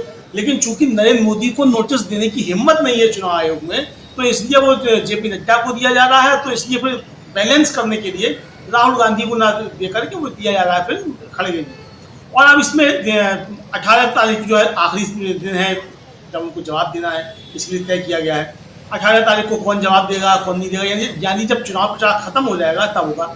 नरेंद्र मोदी के ऊपर तो राजीव जी सीधे सीधे कांग्रेस ने आरोप लगाया था कि इन्होंने आपराधिक कृत्य किया है, और जिस भाषा का इस्तेमाल किया है, गलत बयानी की है, उस पर आपराधिक मुकदमा कायम होना चाहिए, एफआईआर दर्ज होनी चाहिए।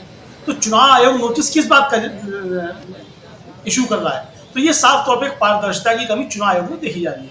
इधर राजीव जी, जिस तरीके से सत्तारूढ़ गठबंधन जो है उसमें पारदर्शिता की कमी है, और ये समझ में ही नहीं आ रहा है कि इनका जो है ये मुख्यमंत्री जो एकनाथ शिंदे हैं, ये वास्तव में मुख्यमंत्री हैं कि ये डमी मुख्यमंत्री हैं, कौन होगा कौन नहीं होगा। चूंकि जिस तरीके की बातें लगातार भारतीय जनता पार्टी की तरफ से आ रही हैं, उसमें तो ये है कि एकनाथ शिंदे और अजित पवार लगता है एक तरीके से अलग कर दिए गए हैं गठबंधन से। इस तरीके की खबरें लगातार जो है वो आ रही हैं। अब आप लोग जमीन पे देखें, बताएंगे कि वहाँ जमीन पे क्या स्थिति है और क्या लोग बता रहे हैं इसको कुल मिलाकर। लेकिन राजीव जी, आज जो कटोगे था, उस पर उत्तर प्रदेश से भी एक बीजेपी पटती हुई नजर आ रही है। तो केशव प्रसाद मौर्य है, उनका कहना है कि ये नारा योगी आदित्यनाथ का है, बीजेपी का नारा तो एक है, सेफ है, ये नारा है। तो यानी जिस जिस पोस्टर को लगाया जा रहा था महाराष्ट्र में जी। वो पोस्टर तो केशव प्रसाद मौर्य ने फड़वा दिया, बटोगे तो कटोगे। तो अब ये बीजेपी तय करे कि ये किसको बांटने की बातें कर रहे थे, किसको काटने की बातें कर रहे थे, ये बीजेपी को तय करना राज्य में। लेकिन बीजेपी के लोग ही जो है वो इस नारे पर पड़ते हुए नजर आ रहे हैं साफ तौर पे। और देवेंद्र फडणवीस भी कह चुके हैं कि बीजेपी के नेता जो है, नेता और गठबंधन के नेता इस नारे को समझ नहीं पाए। तो जब इस नारे को इनके नेता ही नहीं समझ पाए तो जनता को भाई क्या समझाओगे? तो ये पोस्टर इनको उतारने पड़ेंगे। अब देखना ये राजीव जी कि 20 तारीख को जनता किस किस के पोस्टर उतारती है। ये बहुत इंपॉर्टेंट बात आप कह रहे हैं। जरा प्रोफेसर रविकांत जी आपके पास आना चाहता हूं। क्या आपको भी लगता है कि इस नारे से भी मतलब कुछ कुछ चीज़ों जो टर्निंग पॉइंट है, क्या टर्निंग पॉइंट ये बटोगे कटोगे से एक हैं सेफ हैं, यानी कहीं ना कहीं अब चलिए दोनों में बहुत समानता है दोनों नारों में, लेकिन एक तरफ नरेंद्र मोदी थोड़ा सा डरे सहमे हुए नजर आए जब योगी आदित्यनाथ ने बटेंगे तो कटेंगे का नारा दिया था, तो उसके बाद इस पर वार हुआ, इस पर हमला, इस नारे के साथ साथ विपक्ष ने हमला बोला, तो नरेंद्र मोदी ने सेफ गेम खेला, यानी एक हैं सेफ हैं। और अब ये दो नारों के बीच बीजेपी जो बट गई है, इस पर क्या कुछ आपको लगता है? न सिर्फ यहाँ की सियासत, महाराष्ट्र की सियासत की बात करें, चूंकि दो राज्यों में चुनाव है इसलिए दो राज्यों की चर्चा हम ज्यादा कर रहे हैं, लेकिन देश की सियासत में ये दो नारे क्या बीजेपी को बांटते हुए नजर आते हैं?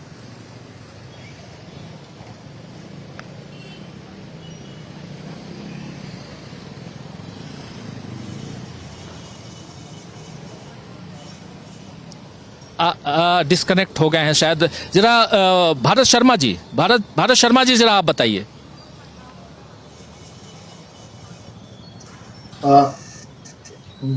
मुझे लगता है कि आज एक झारखंड के जो पूर्व प्रदेश अध्यक्ष रघुवर का एक वीडियो भी बड़ा वायरल हो रहा है। इसमें वो ये कह रहे हैं कि अगर नरेंद्र मोदी 5 साल के लिए प्रधानमंत्री और रह गए तो देश पाकिस्तान बन जाएगा। मुझे लगता है वो भी एक बड़ा महत्वपूर्ण वीडियो है जिसको बहुत सारे लोगों ने शेयर किया और ट्रेंड कर रहा है वो इस समय ट्विटर में।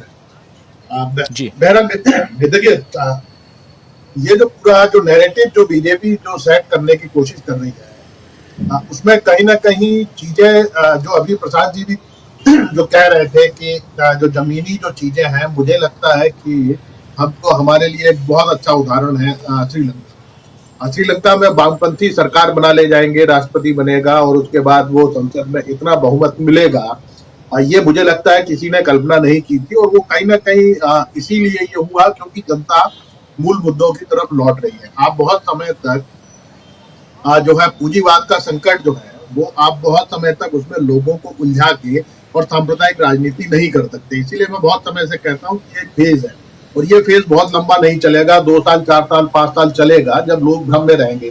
लेकिन आखिर में जब उनको जब रोटी की भूख समझ में आएगी, जब ये समझ में आएगा कि उनके घर में बच्चे बेरोजगार बैठे हैं, जब उनको ये समझ में आएगा कि महंगाई की वजह से वो सामान नहीं खरीद पा रहे हैं, जब उनको ये समझ में आएगा कि उनके बच्चे मस्जिदों के सामने नारे लगा रहे हैं और मारे जा रहे हैं, तब आप इस राजनीति को आप नहीं कर पाएंगे। एक चीज, दूसरी चीज ये है कि जिस हम महाराष्ट्र की बात कर रहे हैं, महाराष्ट्र देखिए उत्तर भारत की राजनीति अलग तरीके की है, लेकिन महाराष्ट्र ज्योतिबा फुले और बाबा साहब अम्बेडकर का स्टेट रहा है। एजुकेशन वहाँ बहुत अच्छी रही है और दलितों के अंदर राजनीतिक चेतना वहाँ बहुत अच्छी है। मैं अगर मध्य प्रदेश के संदर्भ में अगर आपको बात करूँ तो मध्य प्रदेश में जो महाराष्ट्र से लगा हुआ इलाका है, वहां पर आपको दलितों की जो वॉइस है वो आपको नजर आती है। जिस तरीके से हमने उत्तर प्रदेश में मायावती के उभार के बाद राजनीति में दलितों की वॉइस को समझा या देखा, उसी तरीके की वॉइस जो है वो छत्तीसगढ़ वो हमको महाराष्ट्र के अंदर नजर आती है। तो ये जो ब्राह्मणवाद के और मनुवाद के खिलाफ जो संघर्ष है, ये अभी से वहां नहीं है। ये जो संघर्ष है ये ज्योतिबा फुले के समय से है और ज्योतिबा तो पूरे तरीके से उन्होंने तो मनुवाद और सामंतवाद के खिलाफ ही बात की है। इसीलिए जो ये नारा जो बीजेपी जिससे असहज हो रही है वो ये है क्योंकि इसकी वजह से जो दलित है, जो हमेशा से ये मान के चलता है कि सवर्ण उसका उत्पीड़क है, वो कहीं ना कहीं मुसलमानों के और आदिवासियों के साथ एक गोलबंदी उनकी होती चली जा रही है, जो बीजेपी के खिलाफ जा सकता है, ऐसा बीजेपी के नेताओं को समझ में आ रहा है। और वो अब चूंकि योगी बाबा जो है वो शुद्ध राजनीति उत्तर प्रदेश की करते रहे और वो जब वो खड़े होके ये कहते थे कि कब्रों से आप लाशें निकालिए और बलात्कार करिए, जो इस तरीके के जो भाषण दिया करते थे, तो वो तो उस तरीके की भाषण देने वाले आदमी है। उनको वो राजनीति मुझे लगता है कि महाराष्ट्र की जो तासीर है वो उनको समझ में नहीं आई, और इसीलिए ये परेशानी बीजेपी के लोगों के साथ हो रही है। और इसीलिए इस नारे में थोड़ा सा फेरबदल करके उन्होंने जो एक है और सेफ है का जो नारा नरेंद्र मोदी ने दिया है, वो कहीं ना कहीं इसको डैमेज कंट्रोल करने की उन्होंने कोशिश की है। लेकिन मुझे लगता है कि अगर आप महाराष्ट्र में कुछ इलाकों को, मुंबई वगैरह को छोड़ दो, तो बहुत ज्यादा दंगों का इतिहास नहीं रहा है।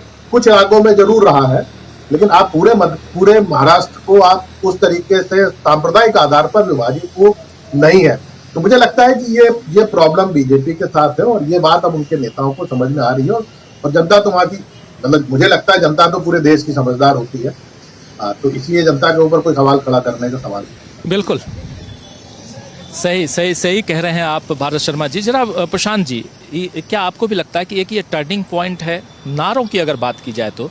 बटेंगे कटिंग से एक हैं, सेफ हैं, और अब तो स्थिति ये हो गई है कि आज जिन्होंने केशव प्रसाद मौर्य ने कह दिया कि ये नारा जो है ये योगी आदित्यनाथ का है, ये नारा पार्टी का नहीं है।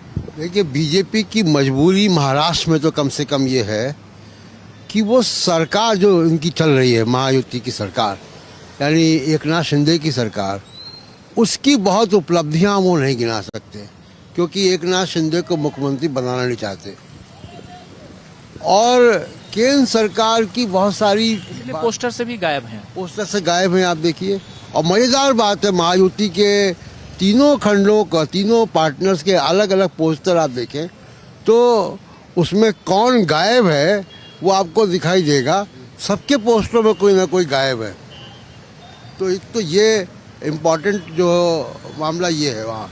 दूसरी बात ये कि देखिए, जो सांप्रदायिकता की बात है वो महाराष्ट्र में चल नहीं सकती। बीजेपी को सोचना चाहिए था कि जो चीज़ उत्तर प्रदेश तक में नहीं चल पाई लोकसभा के चुनाव में, उसको आप महाराष्ट्र में लेकर आ रहे हो, जो कि ज्योतिबा फुले की ज़मीन है, जो अम्बेडकर की ज़मीन है, जो सावित्रीबाई फुले की ज़मीन है।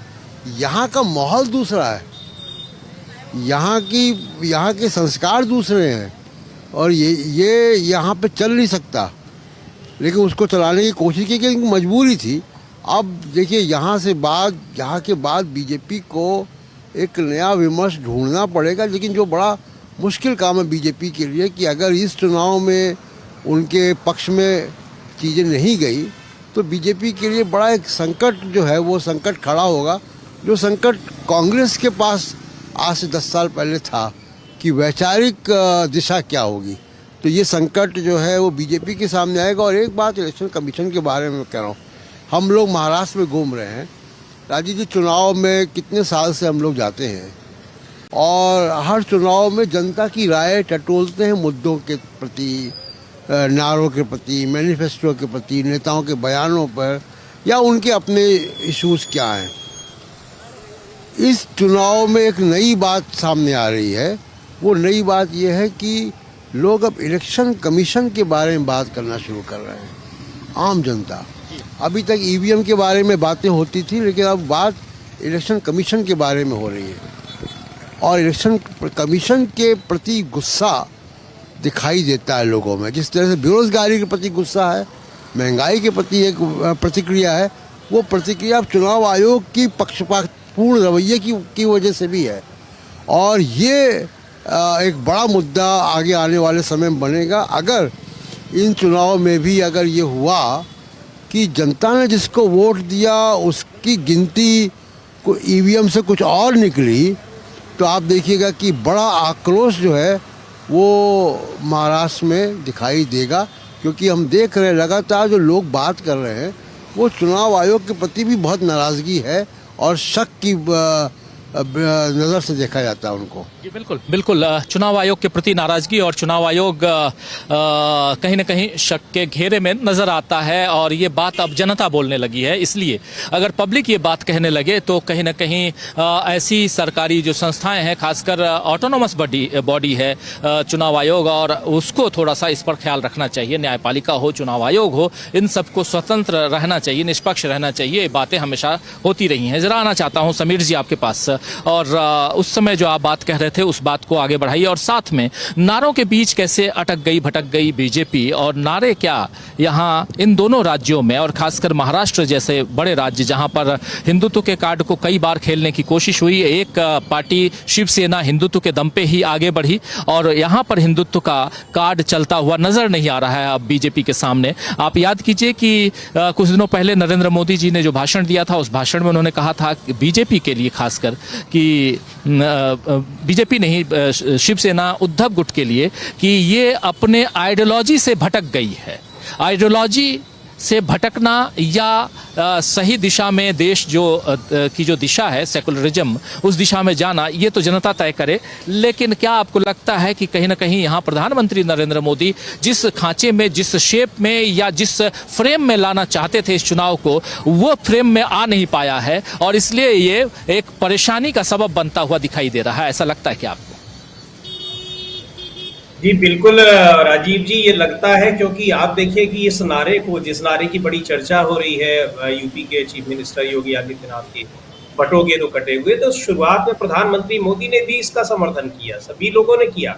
लेकिन अचानक जब उन लोगों को लगा कि नहीं, ये नहीं चल रहा है, और महाराष्ट्र में आपके महायुति के गठबंधन के नेताओं की ओर से आवाजें आ रही हैं, और जब पार्टी के नेता खुलेआम इस तरह की बात कर रहे हैं तो पार्टी के भीतर निश्चित तौर पर अंदर खाने इसको लेकर विरोध हो रहा होगा, तो नारे को बदलना पड़ा और एक रहेंगे, सेफ रहेंगे।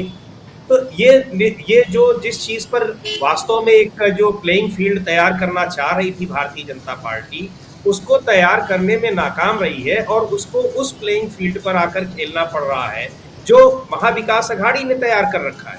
ये बार बार उसमें उलझ रहे हैं, और ये वाला जो नारे का मुद्दा है, ये तो अब भारतीय जनता पार्टी को इतना इसने उलझा दिया है कि उस पर अब सफाई देते नहीं बन रहा है। चुनाव आ गए, 2 दिन अब रह गए प्रचार के, और भारतीय जनता पार्टी के नेताओं को लगातार उस पर सफाई देनी पड़ रही है। और इन सब के पीछे जो वजह है, सबसे बड़ी वजह ये है कि एक तो आप 10 साल की केंद्र सरकार की उपलब्धि पर, जो उपलब्धि रही उस पर आप कितना चुनाव लड़े, कितना आपको फायदा हुआ दिखाई पड़ गया। आपने जो जबरन ये सरकार बनाई, वहां की सरकार को गिराकर, और उस दोनों पार्टियां जो उस समय सरकार में सहयोगी थी उनको तोड़कर, उसकी नाराजगी, और ये 2.5 साल सरकार ये चलने के बाद उसकी उपलब्धियों को बताने के लिए आपके पास कुछ भी नहीं है। तो ये, और तीसरी बात ये कि जो आपके महायुति के अपने गठबंधन के सहयोगी दल हैं, तीनों ही पार्टियों के भीतर किस तरह से अविश्वास की स्थिति बनी हुई है। एकनाथ शिंदे को अब कंफर्म हो गया है कि वो सीएम नहीं बनेंगे, चाहे भले ही गठबंधन जीते। भारतीय जनता पार्टी अपने ही चीफ मिनिस्टर को बनाने के लिए उतावली है। एनसीपी के अजीत पवार को बार बार ये लग रहा है कि वो इससे निकल जाए, वो रास्ता ढूंढ रहे हैं। तो ये सारी चीजें ये है कि आपके पास कोई एक एजेंडा नहीं है जिस पर आप एक तरफ बढ़ते हुए उस पर चुनाव लड़ सके। तो ये इस चुनाव में काफी अहम होता जा रहा है। यानी सीधे तौर पर कहा जाए तो महाविकास अघाड़ी का जो एजेंडा है, जो उसके मुद्दे हैं, उसी मुद्दे पर इंडिया गठबंधन, ये महायुति को लड़ने पर विवश होना पड़ रहा है, उन्हीं मुद्दों पर आने पर विवश होना पड़ रहा है। जी बिल्कुल आप सही कह रहे हैं कि यहाँ पर मुद्दे, एक तो प्रशांत जी, मुद्दों का अभाव ये साफ दिखाई दे रहा है। मतलब महाविकास अघाड़ी के सामने महायुति के लिए एक सबसे बड़ी चुनौती चुनाव को चुनाव की तरह बनाना जो होता है ना, कि पहले एक सांचे में ढाल लें और उसके बाद चलो लड़ते हैं और जनता को लुभाने की बात, यहाँ पर वो जो कमी दिखाई दे रही है, क्या कहें? देखिए, एक सिंगल नैरेटिव की बात जो है, सिंगल नैरेटिव जो है वो उसकी क्राइसिस है। सिंगल नैरेटिव की क्राइसिस है मायावती में।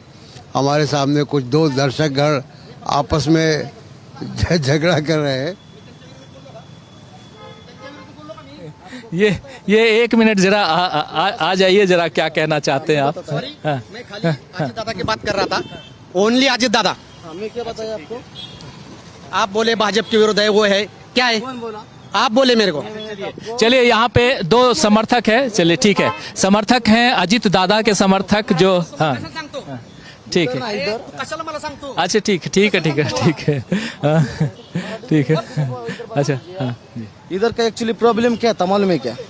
इधर ना, इधर ये जो आपने रास्ता बनाए ये रास्ता किधर से है, उधर से उधर है, पण पहले इधर से इधर था। तब पार्किंग किधर लगाते थे हम, इधर लगाते थे, इस ये पट्टी से यहाँ पट्टी तक लगाते थे। अब पार्किंग के लिए जगह है कि इधर कैमरा कहना क्या चाह रहे हैं, इधर का विकास कोई कुछ भी नहीं हो रहा है, सिर्फ बोगस काम हो रहे हैं। आणि बोगस काम को मलिदा गैंग, इधर एक मराठी में शब्द बोलने वाले आदमी थे, वो मलिदा गैंग क्या करता है, इधर से इधर तक ये रास्ता बनाएंगे। अभी इलेक्शन चालू है, इलेक्शन होने के बाद आप अगले इलेक्शन को इधर आ जाएंगे, तब इधर क्या दिखेगा मालूम है क्या, एक ये नहीं दिखेगा, इधर पार्किंग दिखेगा। मैं इसके जो डेवलपमेंट होना चाहिए वो डेवलपमेंट नहीं हो पा रहा है ना। हाँ। पूरा वो आगे का सोच के हो नहीं रहा है। बिल्कुल सही। अभी जो क्या बोलते हैं, पैसा खाने के लिए, लोगों को दिखाने के लिए डेवलपमेंट अभी हो रहा है। यहाँ तो 7 बार से विधायक हैं अजीत दादा। हमारे शरद पवार भी 7 बार विधायक थे, 35 साल उन्होंने इधर राज्य किया है, पर ऐसी हमारे पे ऐसी संकट कभी नहीं आया। पर अभी है इधर हमको 2 व्हीलर लगाने के लिए जगह नहीं है। आपको किधर कैमरा तो आपने दिखाया तो जरूर छोटे छोटे हैं, फुटपाथ का इशू है, पार्किंग का इशू है, लेकिन आप देखिए कि सेंटीमेंट बारामती का क्या है और किस तरीके से पवार वर्सेस पवार यहाँ पे हो रहा है, और वो हम लोगों को लाइव एग्जाम्पल अभी देखने को मिल गया। बारामती में है और इससे बेहतर एग्जाम्पल आप लोगों को नहीं मिल सकता, क्योंकि ये जो बात कर, आपका नाम क्या है? मेरा नाम है सौरभ सुभाष धुमाल। सौरभ सुभाष धुमाल। हाँ। सुभाष आपके फादर हैं? का नाम है। मेरा अभी पिता नहीं है, मेरे पिता 3 साल हो गए, गुजर गए 2021 में गुजर गए। साल मेरे पिता भी गुजरे थे। हाँ, नहीं दोनों भाई दोनों भाई क्योंकि मेरे पिता भी उसी साल 2021 में गुजरे थे।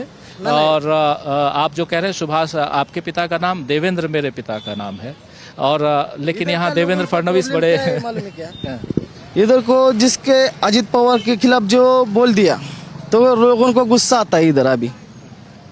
पर मैं क्या बोलता है, इधर गुस्सा नहीं करना चाहिए। मैंने भी 1 साल उनको वोट किया है अच्छे आदमी समझ के, पर वो अभी मेरी पिछली बार किया था तब ये नहीं था। इधर हम इधर गाड़ी लगाते थे, उधर गाड़ी लगाते थे, वो किधर भी लगाते थे। पर ये बताइए कि जो अजीत दादा ने जो तोड़ फोड़ की, शरद पवार जी से बाहर हो गए, वो ठीक था?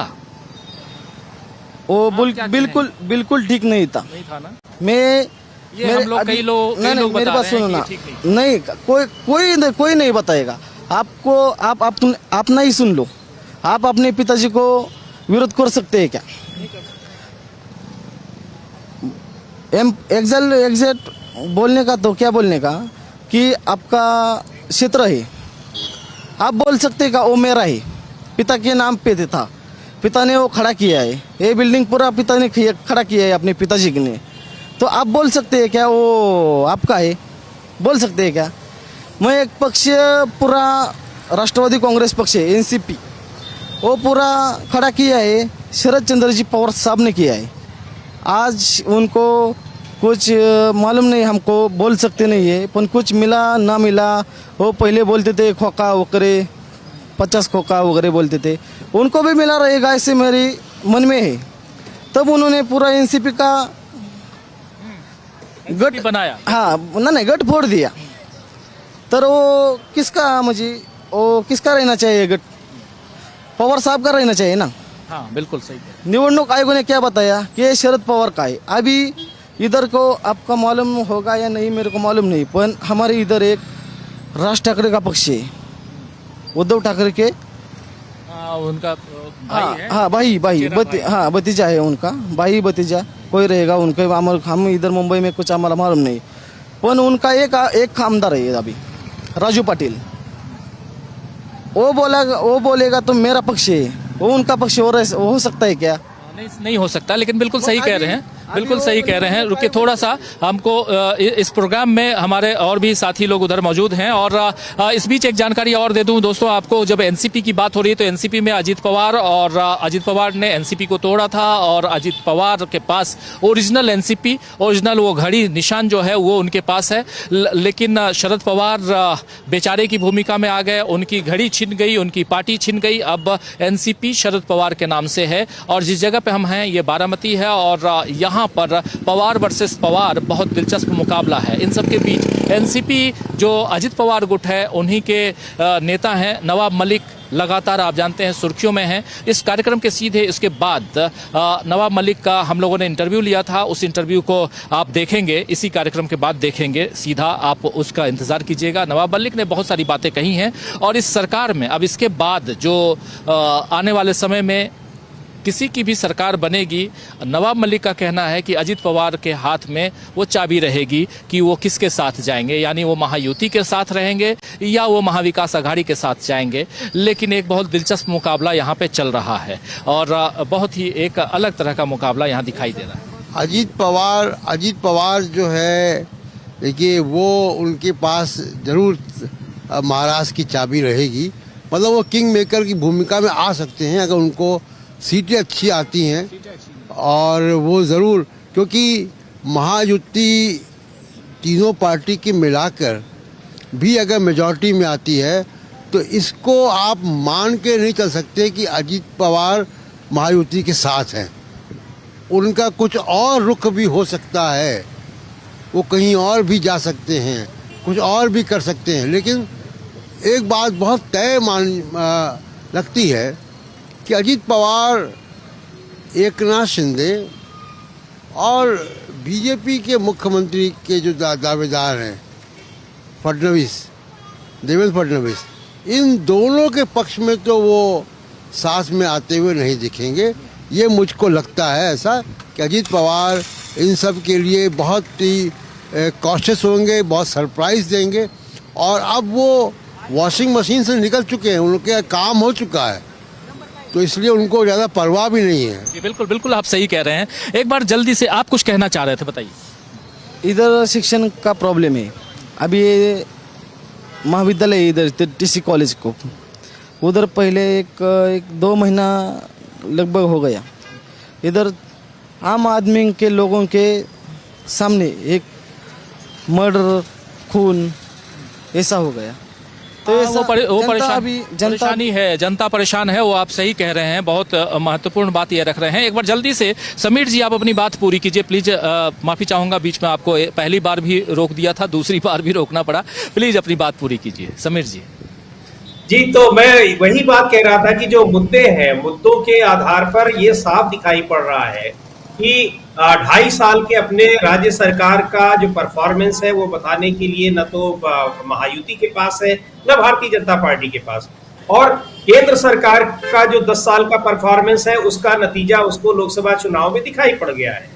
इसलिए वो जिन मुद्दों को उठा रही है, वो चाहे लगातार हम लोग देख रहे हैं, बटोगे कटोगे इस तरह के नारे, एक रहोगे, और कोशिश कर रही है कि धार्मिक ध्रुवीकरण हो, सांप्रदायिक ध्रुवीकरण।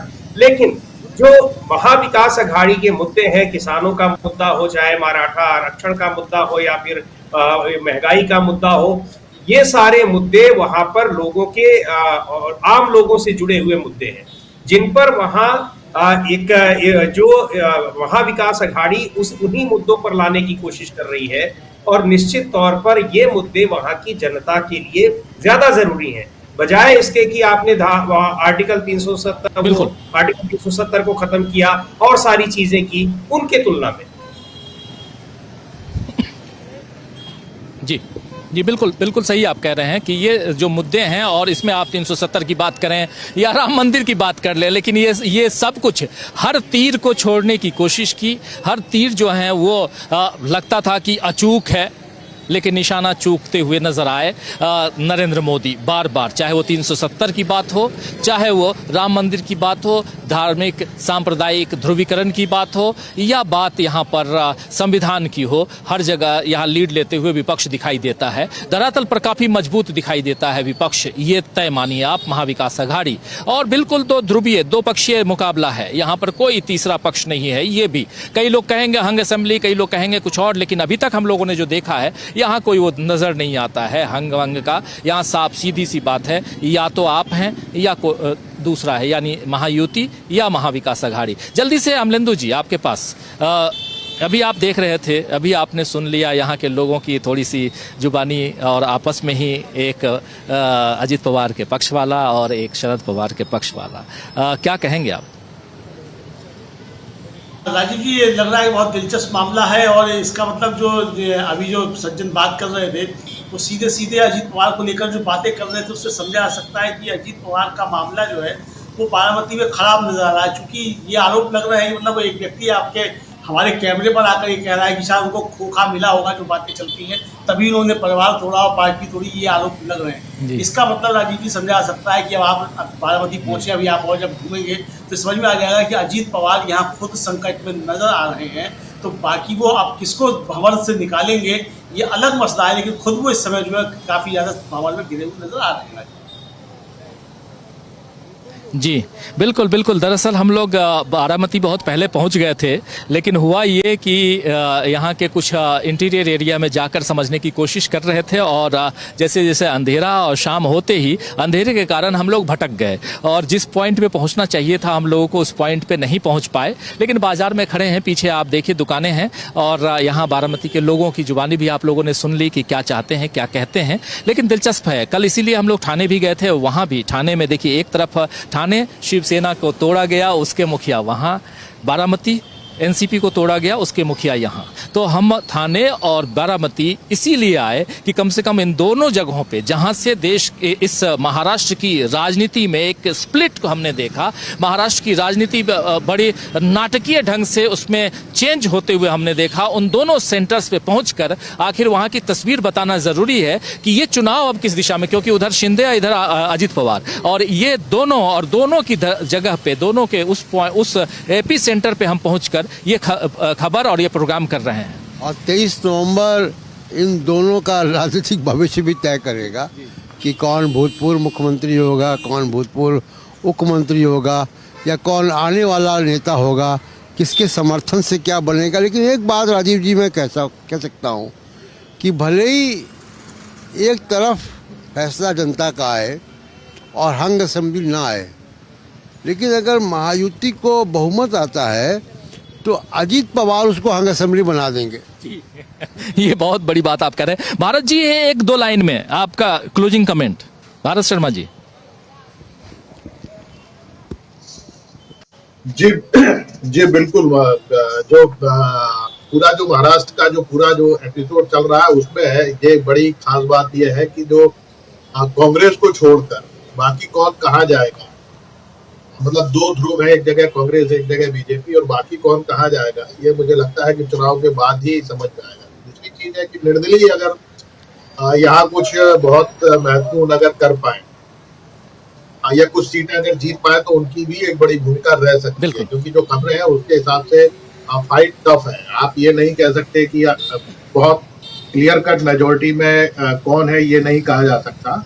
हो सकता है आने वाले एक दो दिन के अंदर कुछ और माहौल बने और कुछ एक नए तरीके का नैरेटिव बन जाए और एकदम से कुछ माहौल बने, ये है। लेकिन हो सकता है कि कुछ निर्दलियों की और इनकी भूमिका इस सरकार बनाने में महत्वपूर्ण हो सकती है।